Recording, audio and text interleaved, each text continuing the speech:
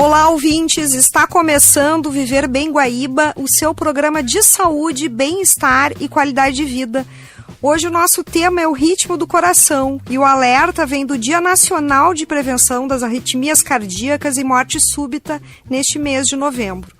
Tontura, palpitações, mal-estar, desmaio e até parada cardíaca, esses podem ser sinais de que o coração não está batendo no compasso certo. Conforme a Sociedade Brasileira de Arritmias Cardíacas, 1 em cada 4 pessoas pode desenvolver algum tipo de arritmia ao longo da vida. As estatísticas indicam que mais de 300 mil brasileiros morrem todos os anos em decorrência da morte súbita cardíaca. E para explicar o que são as arritmias, como prevenir e quais os tratamentos mais modernos, o nosso convidado de hoje é o Dr. Gustavo Glotz de Lima, vice-presidente da Fundação Universitária de Cardiologia e chefe do setor de arritmias do Instituto de Cardiologia do Rio Grande do Sul. Dr. Gustavo, seja muito bem-vindo ao Viver Bem Guaíba. Muito obrigado, Paula. É um enorme prazer estar aqui no teu programa e tenho certeza que nesses minutinhos da nossa conversa nós vamos poder aproveitar bastante e trocar bastante ideia. Vai ser uma conversa maravilhosa, doutor Gustavo. Para a gente começar aqui, o que exatamente é uma arritmia cardíaca e por que ela pode representar um risco tão grande quando não diagnosticada e tratada a tempo? Bom, o coração ele é uma bomba eletromecânica. Ele tem como a sua finalidade principal bombear o sangue na nossa circulação. Mas para que ele tenha essa função de bombear o sangue, ele tem que se contrair e se relaxar. Se contrai, ejeta o sangue, se relaxa e enche de novo as suas cavidades. Para isso, ele precisa de uma atividade elétrica, que faz o coração se contrair, a atividade elétrica se apaga, entre aspas, o coração se relaxa de novo, e assim ele faz durante toda a nossa vida. Então, em média, o nosso coração tem que bater aí 100, 120 mil vezes por dia. Tá? Se o nosso coração está a 60 batimentos por minuto, é só a gente calcular que é fácil a gente chegar em quantas vezes ele tem que funcionar nas 24 horas. E por isso que nós temos que fazer de tudo, cuidar muito bem dele, para que ele não falhe nessa sua função. As arritmias acontecem quando esse ritmo, essa faísca elétrica, esse comando da eletricidade falha. Ela pode ser uma falha para mais ou para menos. Nós chamamos de bradiarritmias, quando o ritmo, a faísca elétrica, o comando elétrico está muito lento, e taquiarritmia, quando ele vai rápido demais. Isso pode ocorrer tanto ao nível das câmaras cardíacas de cima, as aurículas, como das câmaras cardíacas de baixo, os ventrículos. Portanto, nós dizemos que temos arritmias atriais ou arritmias ventriculares. Perfeito. Às vezes temos nas duas. Como tu citaste no início, o Dia Nacional de Prevenção da Morte Súbita, ele foi uma ação proposta pela SOBRAC, pela Sociedade Brasileira das Arritmias Cardíacas, que vem propondo isso desde lá de 2007, e em 2012 foi, então, estabelecido o Dia Nacional da Prevenção das Arritmias Cardíacas. Entrou para o calendário, né? Entrou para o calendário, e a sociedade faz uma série de ações por todo o nosso país, Brasil afora, numa campanha chamada Coração na Batida Certa. Olha só, que bonito.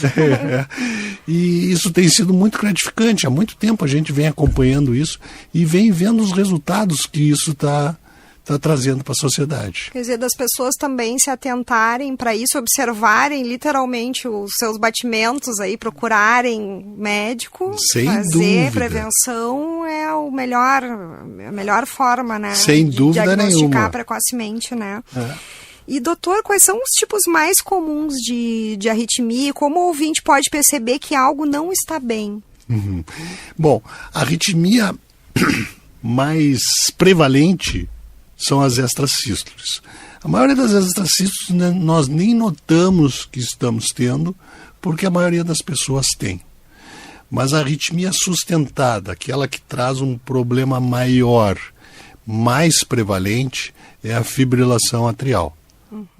Os átrios, as aurículas, nós temos 2 átrios, o direito e o esquerdo, que mandam sangue para os seus correspondentes, ventrículo direito e ventrículo esquerdo. O ventrículo direito manda o sangue para os pulmões para ser oxigenado, e o ventrículo esquerdo, depois do sangue oxigenado, manda para todos os nossos órgãos.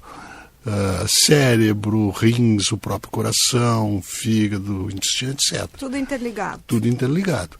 Então, a fibrilação atrial ocorre nos átrios, nas aurículas. E aí, a atividade elétrica dessas cavidades sai completamente do ritmo. Quando ela sai completamente do ritmo, por um ataque à arritmia, quer dizer, ficar acelerado demais, as aurículas não se contraem mais. Elas fibrilam, tremulam, mas não se contraem. Isso faz com que o sangue fique estagnado dentro das aurículas. Sempre que o sangue fica lento e estagnado, ele pode coagular. E uma vez que ele coagule, microcoágulos, se um desses coágulos se desprende, existe um risco dele ir para o cérebro. E se esse microcoágulo for para o cérebro, ele causa uma isquemia cerebral, né? Que nós chamamos leigamente de derrame. Na realidade, não é um derrame, é um coágulozinho que vai lá e se aloja no cérebro, causa isquemia cerebral. E em casos graves, a pessoa pode até ficar com sequelas para o resto da vida. Imagino. E quais os sintomas que mais merecem atenção, vamos dizer, até para as pessoas poderem observar que algo não está bem, né? Seriam palpitações, tontura, cansaço, até desmaios, as síncopes, né? Todos esses. As palpitações de diversos tipos. Muitas vezes a gente tem que perguntar para o paciente como é que é a palpitação que está sentindo, né? E às vezes ajuda até a gente fazer o som na batida da mesa. É esse tipo, ou é esse tipo, ou é uma falhadinha. Então, a palpitação é muito comum nas pessoas que têm arritmia, mas às vezes a arritmia é completamente assintomática. Silenciosa. Cansaço também é comum, tonturas também é comum, e síncopes, os desmaios, também são sinais, é um sinal de alerta que nós devemos prestar muita atenção, porque tem diversas arritmias graves, que eu posso dizer até malignas, que se manifestam inicialmente com síncopes. Que são os desmaios, até para a gente poder explicar. Que são os desmaios, né? Recorrentes, exatamente. Muita gente associa as arritmias apenas à doença do coração, né? Mas nem sempre é assim, né, doutor?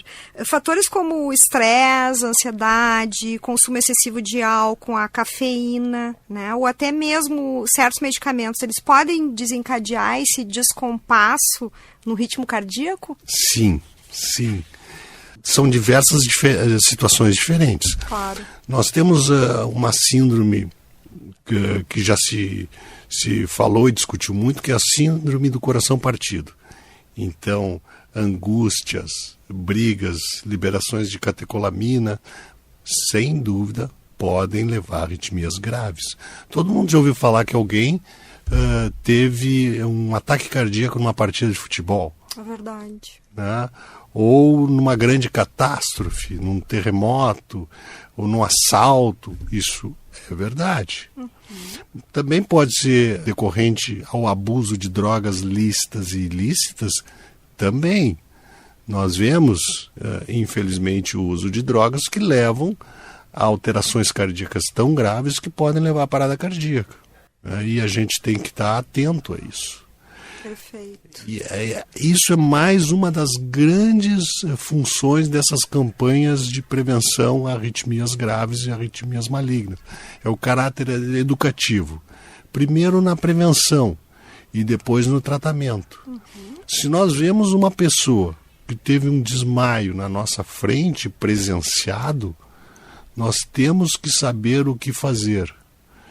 É muito importante eu dizer que em torno aí de 90% a 95% das mortes súbitas das paradas cardíacas ocorrem fora de um hospital.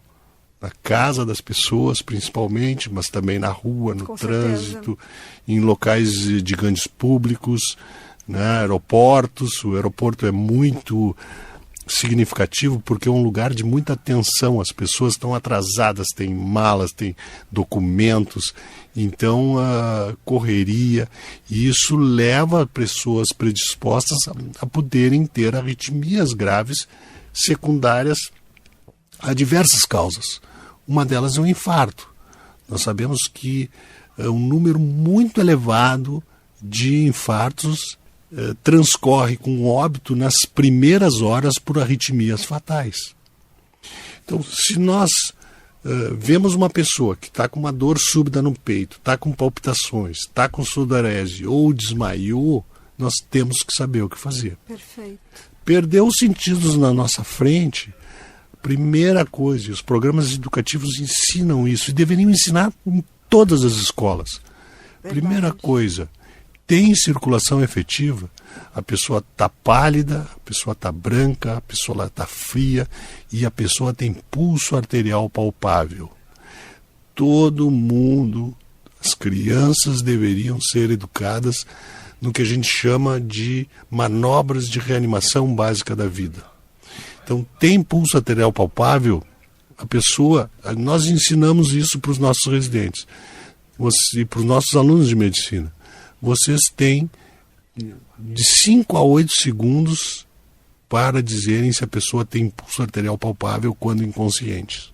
É uma janela de oportunidade. É uma janela de oportunidade. Não tem pulso arterial palpável, tem que começar com manobras de reanimação. Para dar tempo de se pegar um desfibrilador automático externo, colocar na face do tórax da pessoa e o aparelho vai decidir ou não se ele tem que fazer uma descarga elétrica. Perfeito. E as pessoas podem procurar isso até entre os bombeiros, né? Eu sei que eles fazem cursos também. Sem dúvida às vezes, nos nenhuma. condomínios, eu já participei, muito interessante, de se prestar esses primeiros socorros, né? Doutor Gustavo, a gente voltando aqui, o senhor poderia explicar qual é a diferença entre arritmias graves e benignas? Muitas pessoas têm arritmias benignas. São arritmias que dão palpitação, são arritmias que podem levar a angústia, estresse, mas essa arritmia ela não vai causar uma parada cardíaca. Ela pode até causar uma perda de capacidade ao exercício, um mal-estar, mas ela não vai causar uma parada cardíaca. Essas arritmias benignas, pelo seu comprometimento muito grande na qualidade de vida das pessoas e na angústia das pessoas, elas podem ser tratadas de forma muito eficaz e até curativas, com uma técnica muito utilizada hoje que se chama ablação por catéter. Por outro lado, existem as arritmias que não são consideradas benignas porque podem levar à parada cardíaca. E como eu estava dizendo antes, se a pessoa tem uma parada cardíaca por um problema de arritmia e ela não é tratada com as manobras de reanimação até vir um socorro, a cada minuto que passa sem o atendimento por uma manobra dessas, a sobrevida cai 10%. As sequelas também, né? Sobrevida sem falar em sequelas. Agora, por exemplo, se uma pessoa desmaia por uma parada cardíaca e fica mais de 5 minutos sem ser atendido, a chance dela ficar viva é 50%. Mas pode ficar viva com sequelas. Exatamente. Então, quem são os pacientes que têm maior risco para arritmias malignas, que podem levar à parada cardíaca? Aqueles pacientes que já tiveram infarto, aqueles pacientes que têm insuficiência cardíaca grave, problemas graves de válvula cardíaca, aqueles pacientes que já têm uma cardiopatia avançada. E a gente tem também aqueles pacientes que têm história familiar. A história familiar é muito importante, sempre tem que estar na anamnese da cardiologia, como de toda a medicina.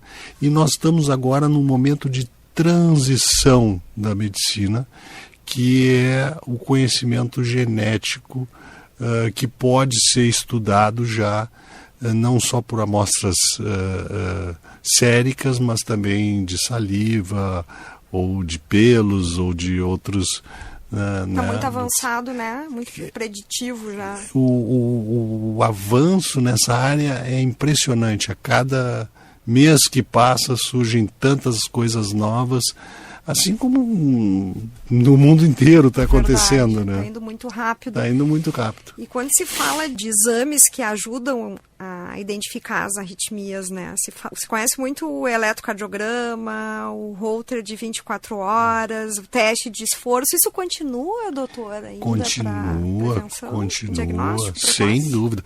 O eletrocardiograma é uma ferramenta médica espetacular.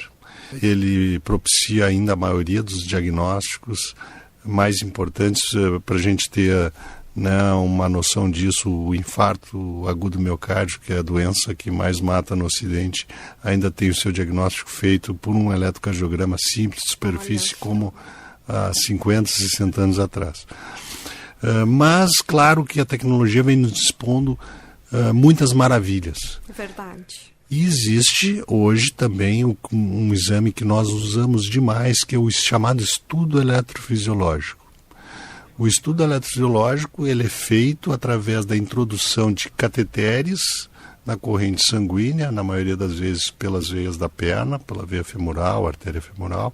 Esses cateteres são colocados de forma indolor nas cavidades cardíacas e se fazem os registros da atividade elétrica, se faz o eletrocardiograma de dentro do coração. Isso é muito preciso. Isso propicia o diagnóstico da maior parte das arritmias e isso propicia a localização precisa do circuito onde a arritmia acontece. E isso nos faz com que as técnicas de ablação, de cauterização dos pontos de arritmia tenha crescido de uma maneira fantástica nos últimos 30 anos. Que incrível, por radiofrequência, né? Tem por radiofrequência, tem por crioablação e hoje em dia ainda tem por o que nós chamamos Pulse Field Ablation, que é uma ablação em que a energia só desnatura a membrana celular da célula. Imagina. E que faz com que a gente consiga interromper os circuitos da maioria das arritmias. O crescimento disso foi fantástico, maravilhoso. Nós hoje em dia temos computadores tridimensionais que fazem com que a gente consiga dispensar a maioria dos raios-x que nós tínhamos que usar antigamente, expor a equipe e o paciente à radiação. Os mapeamentos hoje em dia estão tão modernos que a gente consegue praticamente substituir a utilização do raio-x por essas novas tecnologias. E cada vez menos invasivos também, os procedimentos. Exatamente. O paciente fica menos tempo no hospital, com mais segurança e com mais resultado. Volta à vida normalmente, fazer suas atividades. Muitas vezes o paciente sai completamente curado. Tem vários tipos de arritmia que o paciente nunca mais tem na vida. Que maravilha. E realmente muda muito a qualidade de vida. Isso é muito gratificante para nós médicos. E a sobrevida. Isso é muito gratificante. Muito gratificante. Sem falar na evolução dos marca-passos. Os marca-passos também evoluíram de uma maneira fantástica. Os desfibriladores também, Os desfibriladores, né? No início lá da minha prática médica, quando eu saí da faculdade de medicina, tinham arritmias que as pessoas tinham que tomar drogas muito tóxicas. A vida da pessoa ficava completamente desprotegida, ninguém sabia se aquilo ia funcionar ou não, a insegurança que trazia para o paciente e para os familiares era enorme. E hoje em dia o sucesso de um implante, de um desfibrilador para prevenir uma morte súbita é mais de 95%. Quer dizer, ele põe aquele aparelho, ele pode ter uma vida normal, ele pode fazer esporte, né? Cuidados muito pequenos, vai uma vez a cada semestre para revisar sua bateria, mas a limitação de vida é muito pequena. Vida normal, quer dizer, uma revisão... Exatamente. Tranquilamente. Como tem que fazer a revisão no seu automóvel. Um check-up de rotina. né? E nós temos hoje em dia também algo que é fantástico, que a tecnologia nos traz, que está sendo a interação com o que nós chamamos nos wearables, né? Então são com os smartwatches, são com os celulares. É verdade. O número de passos, batimentos cardíacos, tudo conectado. Né? Porque todo mundo está com o celular na mão o tempo inteiro. Então a pessoa tem a palpitação, ela pode na hora registrar, na hora fazer o eletrocardiograma e na hora mandar por WhatsApp para que aquilo seja verificado. Eu faço isso várias vezes com os meus pacientes. Né? Já tive a possibilidade de fazer diagnósticos que realmente fizeram toda a diferença. Revolucionando, né? O próprio teste de Holter, né? Exatamente. Isso é muito, muito, muito promissor. E, doutor Gustavo, as arritmias também podem aparecer em crianças e jovens, né? Às vezes se fala pouco nisso. Quando é que é importante procurar um cardiologista, né? Um especialista nesse momento, assim, até para os pais, como é que eles podem observar isso nas crianças e nos jovens? Teve uma época que eu vivenciei muito isso, que o diagnóstico da arritmia ela pode começar desde o feto. Quando se faz lá as primeiras ecocardiografias, lá na barriguinha da mamãe, etc., nós já podemos ver se existe algum problema de ritmo.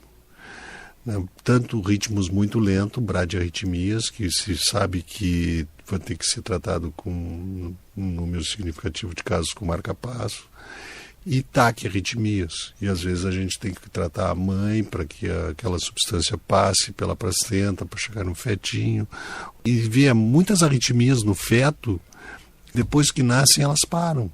Isso é interessante. E até tem o exame do coraçãozinho, né?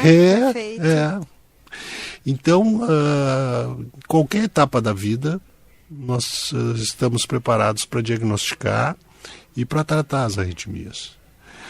Claro que aquelas pessoas que têm, como nós já falamos aqui, história familiar, são as que devem ter maior cuidado com os seus filhos. Claro. Tá? Então a gente vê famílias que têm que ser acompanhadas desde cedo. E a gente faz isso. Claro que além disso, quando a criança sente alguma coisa. Muitas vezes nós não podemos confiar nos sintomas da criança. Os sintomas da criança são difíceis de serem avaliados. Exato. Às vezes a criança só fica quietinha, às vezes a criança chora e ninguém sabe o que é. Às vezes fica mais agitada. Às vezes fica mais agitado. Então nós temos que estar atentos para isso. Até se tem algum desmaio, desconforto. Sem dúvida nenhuma. Na dúvida, melhor sempre verificar. Com certeza. E o Instituto de Cardiologia tem sido referência nacional no tratamento das arritmias, né, doutor? Um orgulho para nós aqui no Rio Grande do Sul. Quais são as novas tecnologias e pesquisas que estão ajudando a salvar vidas aqui no Rio Grande do Sul, pelo Instituto de Cardiologia? Olha, o Instituto ele tem um volume fantástico de tratamento de casos e tratamento de arritmias cardíacas. Nós estamos na liderança brasileira, né, porque a gente se dedica a todo tipo de paciente. Então nós temos um volume muito grande do cardiopata, desde a fase fetal até a idade bem avançada. Os transplantes também. Os transplantes também. Nós tivemos agora um número recorde, né, de 10 transplantes aí em 3 meses. E a gente, com esse volume todo de casos, a gente pode fazer estudos e pesquisa em praticamente todas as áreas. Agora, no final de novembro, nós temos o nosso Congresso Brasileiro de Arritmias Cardíacas, que vai ser em Fortaleza. E nós vamos estar lá com nossos trabalhos, com nossas apresentações. Mostrando todos esses avanços, né? Como sempre. Doutor Gustavo, a gente tem um quadro aqui que é o Momentos, Mitos e Verdades, que é um tradicional já aqui, né? Para esclarecer o que é fato e o que é fake, que a gente sabe que nas redes sociais acaba sendo um desserviço para a população. Então aqui são algumas frases que eu vou comentar aqui, sobre a questão do ritmo do coração, já que a gente está falando de arritmias, e aí eu vou pedir para o senhor comentar se é mito, se é verdade, fazer um breve comentário. Tá? Combinado. Mito ou verdade? A arritmia só acontece em quem já tem problema no coração. Mito. Mito ou verdade? Sentir o coração acelerar é sempre sinal de arritmia. Mito. Se a pessoa está apaixonada, ele vai acelerar. É verdade, de qualquer jeito. Mito ou verdade? Tomar muito café ou energético pode causar arritmia. Verdade. Muito. Tudo que é em excesso pode fazer mal. Quer dizer, tem que se usar com parcimônia. Exatamente. Né? Quem pratica atividade física intensa está livre de ter arritmia. Mito ou verdade? Mito. A intensidade da atividade física para a saúde cardiovascular, ela tem um formato, a distribuição dela tem um formato de J. Então, o sedentário tem mais risco, à medida que a atividade física vai aumentando, vai diminuindo o risco, e à medida que a atividade física vai se tornando extenuante, vai aumentando o risco de novo. Olha só. Então, nós temos que ter o bom senso de ficar na atividade física no nível saudável. Outra frase aqui. Depois de implantar um marca-passo, o paciente volta a ter uma vida totalmente normal. Mito ou verdade? Quase uma verdade. Tem que fazer uma revisão a cada 6 meses, tem que cuidar do seu dispositivo, tem que visitar.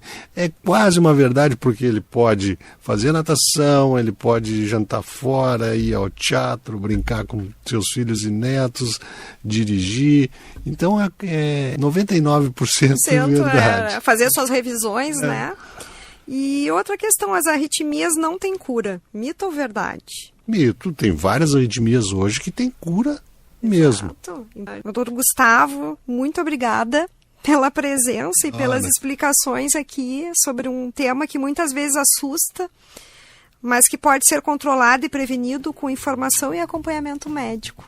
Eu que agradeço, Paula, adorei participar do teu programa e um abraço muito grande para ti e todos os teus ouvintes. Muito obrigada. Porque o teu programa é um grande sucesso já. Muito obrigada. Fica o recado. Ouça o seu coração e procure um médico se algo parecer fora do compasso normal. Lembrando que o Instituto de Cardiologia é referência nacional em tratamento, pesquisa e prevenção das arritmias. O Viver Bem Guaíba volta já, depois do intervalo, com mais informação e saúde para você.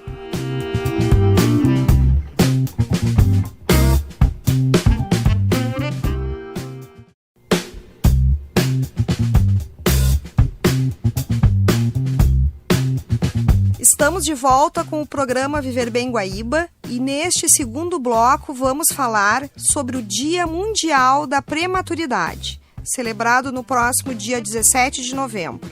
O Brasil está entre os 10 países com maior número de nascimentos prematuros no mundo. São cerca de 340 mil bebês todos os anos, o que representa cerca de 12% dos partos.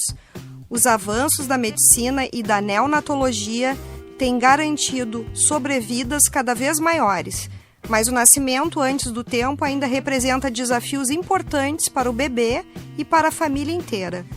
Hoje vamos conversar com a doutora Milena Pacheco Abeck, pediatra e neonatologista do Hospital Divina Providência, para entender melhor sobre os cuidados com bebês prematuros. Doutora Milena, seja muito bem-vinda ao Viver Bem Guaíba. Muito obrigada pelo convite, é um prazer estar aqui com vocês. Obrigada, doutora. Para a gente começar aqui a nossa conversa, o que exatamente caracteriza um bebê como prematuro e quais são as causas mais comuns para o parto antes da hora? Bom, bebê prematuro é todo aquele bebê que nasce antes das 37 semanas de gestação. Né? Uma gestação, ela gira em torno de 40 semanas. Então, todo bebê que nasce antes desse período, ele é considerado prematuro. Né? Então, ele ainda não está totalmente formado com os sistemas, os pulmões, o sistema digestivo, toda a parte imunológica não está totalmente formada ainda.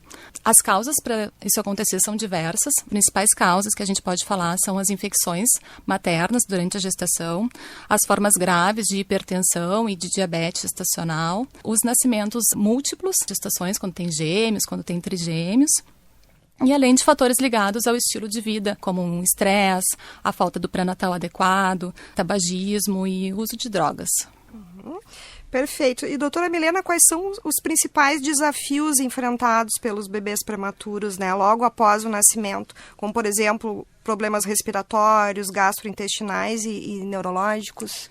Sim, os principais desafios estão justamente relacionados a esses sistemas que não estão bem formados ainda. O sistema respiratório, ele é muito sensível, então os bebês eles não têm uma capacidade ainda de respirar sozinho, de uma forma adequada, até porque às vezes eles não têm uma força nessa caixa torácica para fazer esse movimento que precisa, então algumas vezes eles vão precisar de um suporte com oxigênio ou até algum tipo de ventilação mecânica. Outra questão que é muito importante é o controle da temperatura corporal. Como eles não têm uma gordura ainda, né, no corpinho, claro. Então eles têm uma maior dificuldade de manter essa temperatura adequada, então por isso que eles acabam tendo que ficar dentro das incubadoras.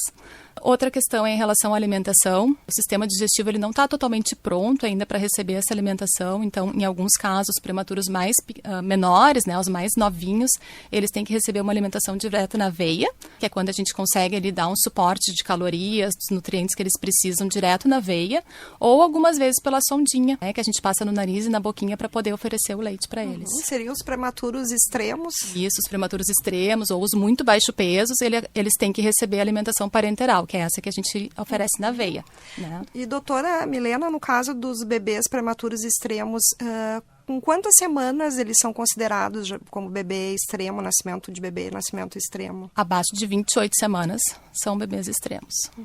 Sabemos que o uso prolongado do oxigênio é fundamental para salvar os bebês, mas pode trazer riscos. Como as equipes médicas equilibram esse cuidado para proteger a vida e, ao mesmo tempo, evitar complicações? O oxigênio ele é essencial, muitas vezes, mas o oxigênio em excesso, a gente sabe que ele é tóxico para os bebês.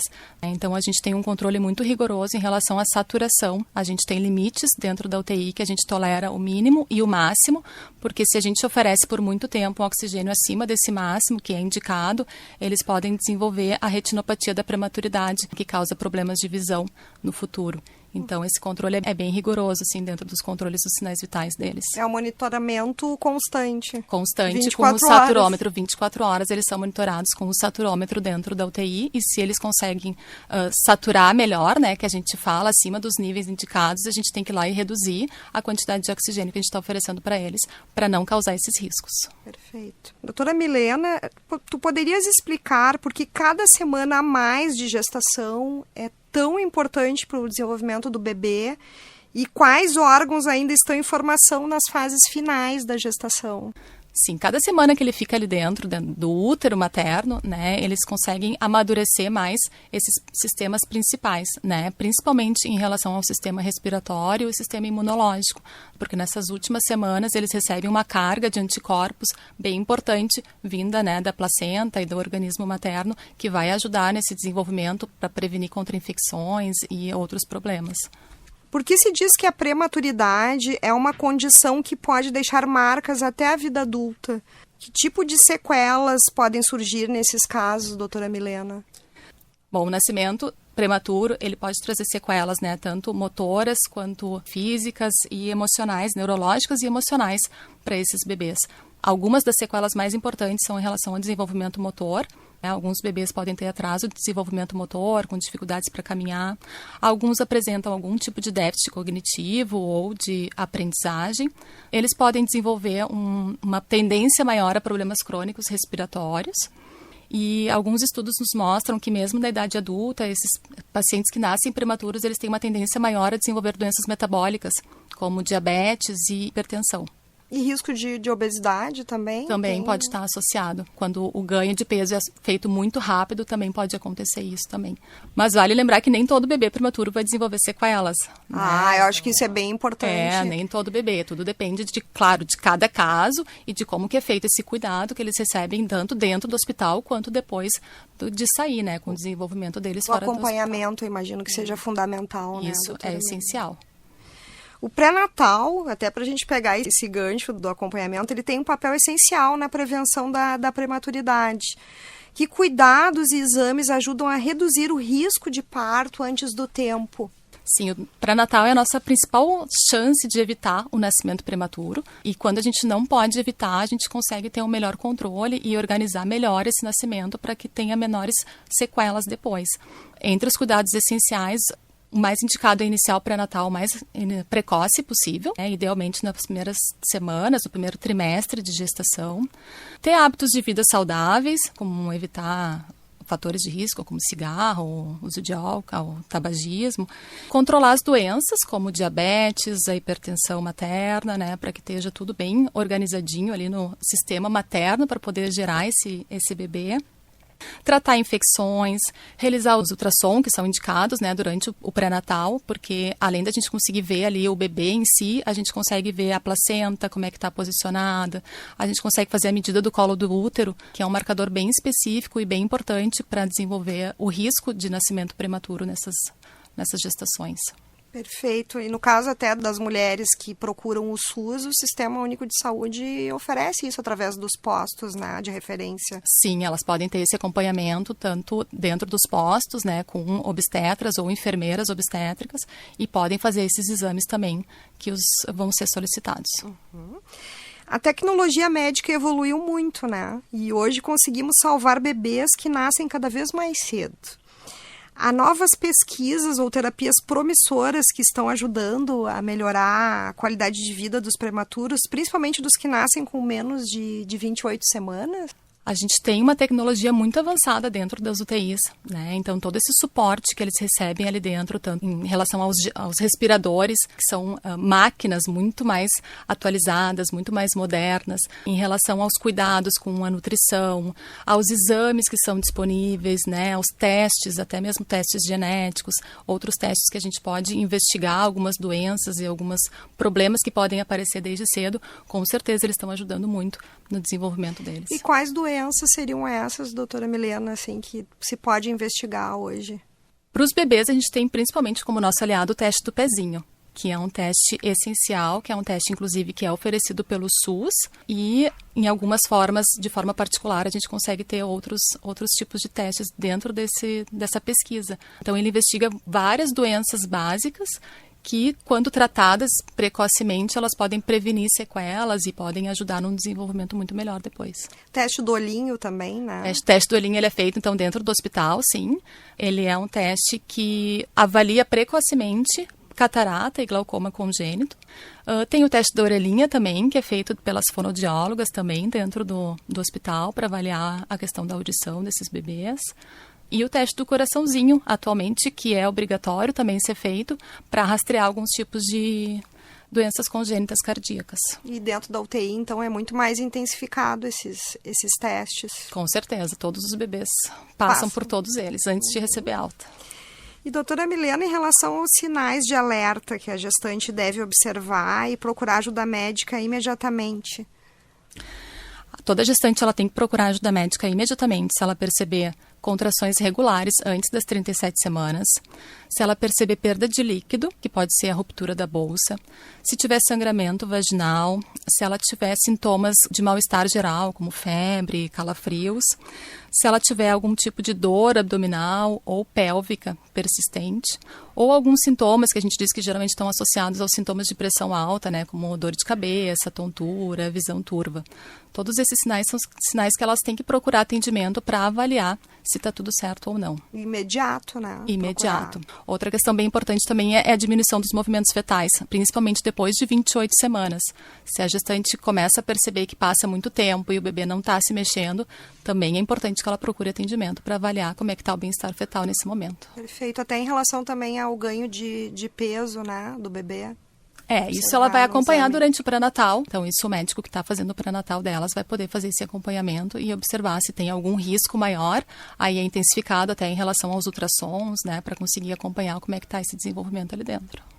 E voltando aqui para os cuidados na UTI neonatal, Como é que funciona esse cuidado intensivo com o bebê prematuro, No momento desde o nascimento, como é que são os protocolos aqui? A gente dá resumidamente, porque eu sei que são muitos processos dentro de uma UTI neonatal, Mas basicamente, como é que funciona? Bom, o cuidado dentro da UTI neonatal, ele é um cuidado multidisciplinar, né, realizado 24 horas por dia. Então, desde o momento que o bebê nasce, se já se sabe que é um bebê prematuro, então toda a equipe de UTI neonatal já vai participar desse atendimento, né, tanto o próprio neonatologista, quanto os enfermeiros, os técnicos, os fisioterapeutas, eles já participam desde o início da chegada desse bebezinho. E depois, dentro da UTI, os principais cuidados é em relação a esses sistemas que geralmente não estão maduros ainda, né? Então, o controle da temperatura corporal é um momento muito importante, porque eles não podem ter a temperatura nem muito alta e nem muito baixa, eles perdem calor muito rápido, então isso é bem importante, assim, é um cuidado que a gente se preocupa bastante ali dentro. Em relação à alimentação, em relação à respiração, em relação ao desenvolvimento deles, tudo isso é feito de uma forma multidisciplinar, um ambiente totalmente controlado, mas com muito carinho, com muito colinho, com muito suporte para que eles consigam se desenvolver da melhor forma possível ali dentro. E quanto tempo, em média, esses bebês precisam ficar internados até poderem ir para casa com os pais? O tempo de internação depende muito, depende de alguns fatores, como a idade gestacional no nascimento, o peso que eles nascem e se teve ou não algum tipo de complicação. Mas, em geral, a gente diz que o bebê está pronto para ir para casa quando eles estão clinicamente bem, mamando bem e atingir uma idade gestacional corrigida de 35 semanas ou um peso mínimo de 2 quilos. Isso é importante ressaltar, né, que é uma idade corrigida. É a idade corrigida, é a idade que eles teriam se eles estivessem ainda dentro da barriga da mãe. Tem que ser no mínimo 35 semanas de gestação. E falando dessa questão do ambiente, que seja, assim, propício para o bebê, né, e para a mãe, como é que a gente pode explicar essa questão do método canguru, que coloca o bebê em contato pele a pele, né, com os pais, inclusive, assim, com os pais, com o pai também, não só a mãe, Sim, né? Os pais participam Como também. é que realmente ajuda na recuperação? Muito, ajuda muito. O método canguru, ele incentiva muito a participação ativa dos pais dentro da UTI. Então, quando a gente faz esse contato pele a pele, que a gente coloca o bebê tanto no colo da mãe quanto no colo do pai, direto na pele, no peito deles, ajuda a manter tanto a temperatura corporal deles, né, porque eles conseguem ficar mais estáveis ali.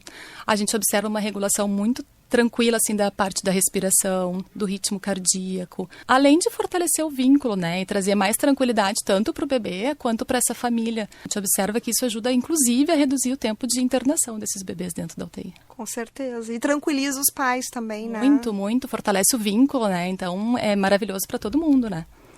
Em relação ao leite materno, que é considerado essencial para o desenvolvimento do bebê prematuro, gostaria que tu comentasse sobre a importância da amamentação e até da questão da doação do leite, né? Para as mães que não conseguem nesse momento, eu imagino, em função do estresse, de toda a pressão com o bebê numa UTI neonatal.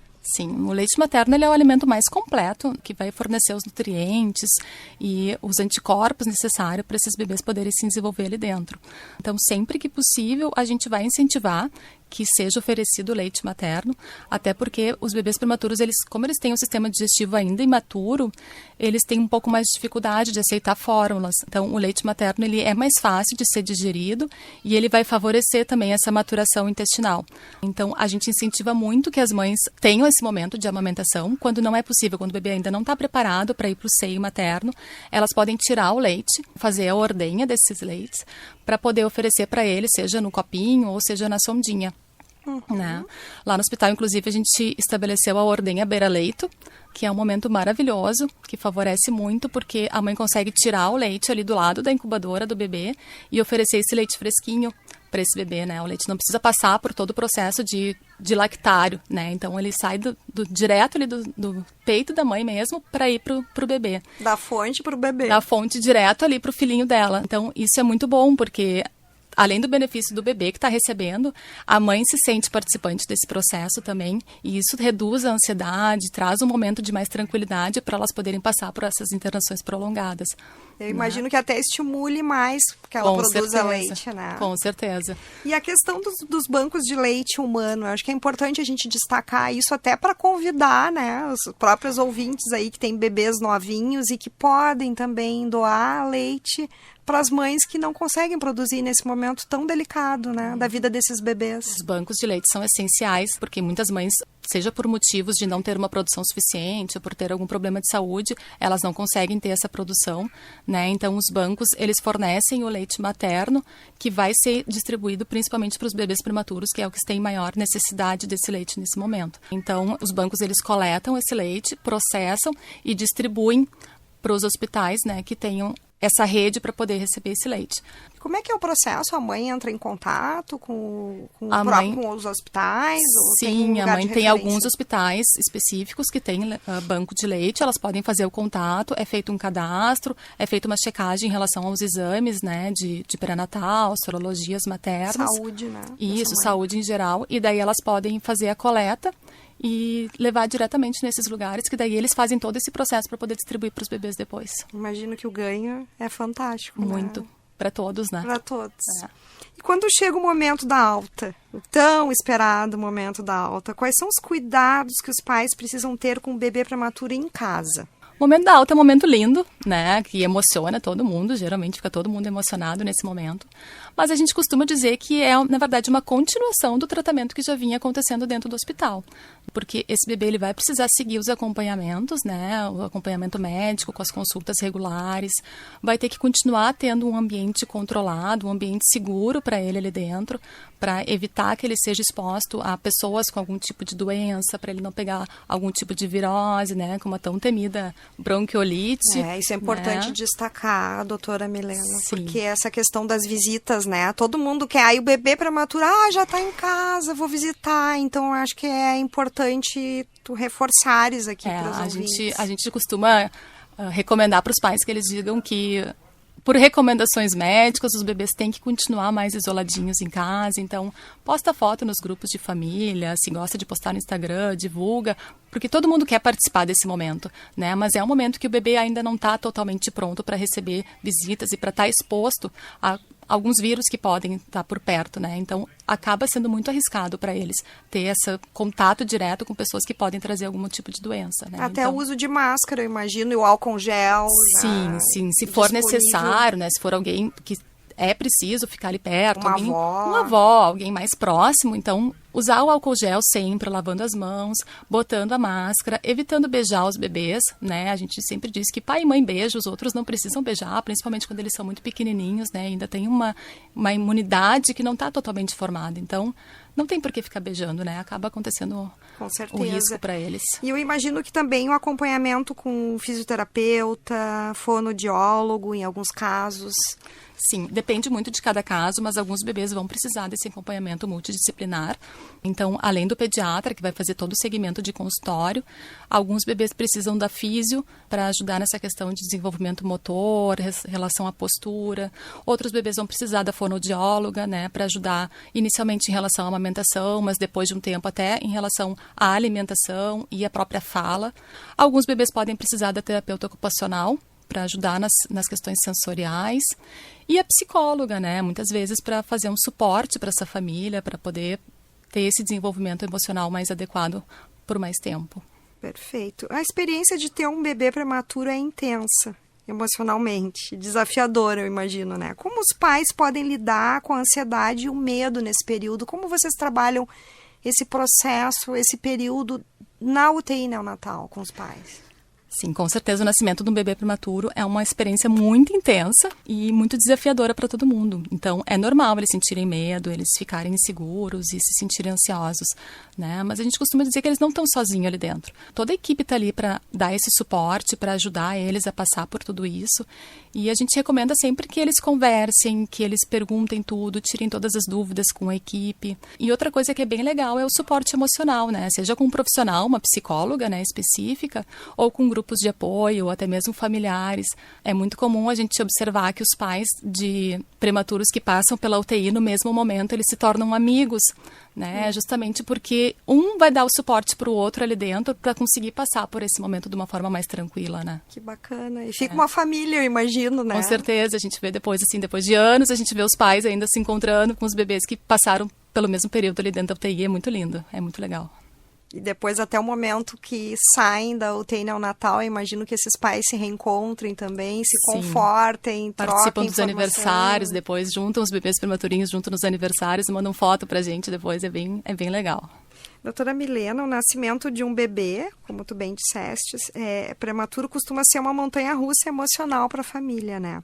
Que mensagem tu gostarias de deixar para os pais que estão vivendo esse momento e muitas vezes se sentem com medo e até sem esperança, às vezes quando é um bebê prematuro extremo, né? Bom, o que eu diria para os pais é que o medo e a incerteza são naturais nesse momento, mas que eles não estão sozinhos e com os cuidados, todos esses bebês eles podem se desenvolver, né, de uma forma mais tranquila e mais superando os desafios. A gente costuma dizer que eles são pequenos guerreiros e eles nos mostram isso no dia a dia. Então, acreditem na força do amor de vocês, acreditem na ciência e na capacidade incrível que eles têm de nos mostrar que eles são muito mais fortes do que a gente realmente imagina. Doutora Milena, muito obrigada pela sua presença aqui no Viver Bem Guaíba e pelas explicações tão essenciais aqui para os bebês que estão passando por esse momento, os pais de bebês, né, que estão vivendo isso. E te agradeço muito por teres vindo aqui. Eu que agradeço o convite, tá? Que a gente possa divulgar cada vez mais esse assunto, que é tão importante, né, e tão especial, principalmente para quem está passando por esse momento agora. Falar sobre prematuridade é também falar sobre cuidado, informação e empatia com o bebê e com a família que o acolhe. Neste Dia Mundial da Prematuridade fica um lembrete. Os cuidados começam antes da gestação, com o planejamento familiar e o acompanhamento pré-natal adequado, que asseguram o desenvolvimento saudável da gravidez e aumentam as chances de um parto seguro de um bebê saudável. Você pode conferir as 2 entrevistas de hoje no Spotify da Rádio Guaíba. Este programa tem caráter educativo e não substitui a consulta médica. Na mesa de áudio, Jefferson Gomes. Na técnica, Cleiton Lopes e Jorge Brum. Produção e apresentação de Paula Sá. Gerência de Jornalismo e Esporte, Rafael Sequim. E direção-geral de Claudinei Girotti. Até o próximo Viver Bem Guaíba, sempre com informação e saúde ao seu alcance.